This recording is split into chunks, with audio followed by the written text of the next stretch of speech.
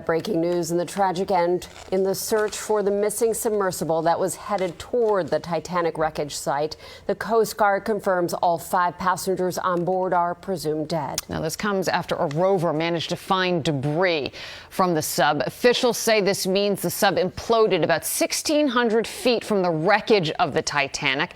The Coast Guard just gave an update. Eyewitness News reporter Kimberly Richardson is live in the newsroom with the breaking details. Kim. Well, Liz, even with their years of experience and wealth of knowledge, in the end, yes, a catastrophic implosion.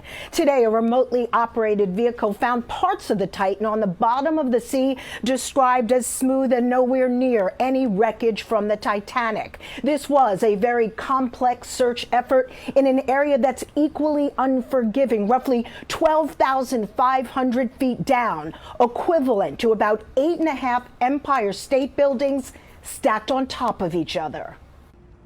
This morning, an ROV, or remote operated vehicle, from the vessel Horizon Arctic discovered the tail cone of the Titan submersible approximately 1,600 feet from the bow of the Titanic on the seafloor.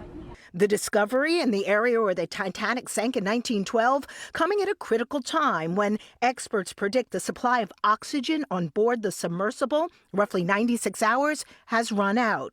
Piloting the 21-foot vessel, OceanGate CEO Stockton Rush.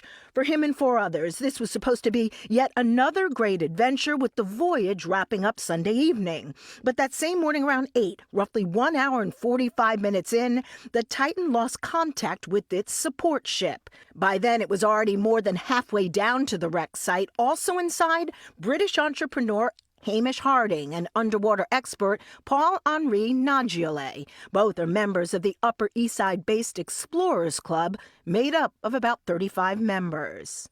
Essentially, we found 5 different major pieces of debris that told us that it was the remains of the Titan. There has been no shortage of equipment. Airplanes, ships, remotely operated vehicles, and a Navy-owned specialized salvage system have been deployed, concentrating where unidentified noises had been heard for 2 days.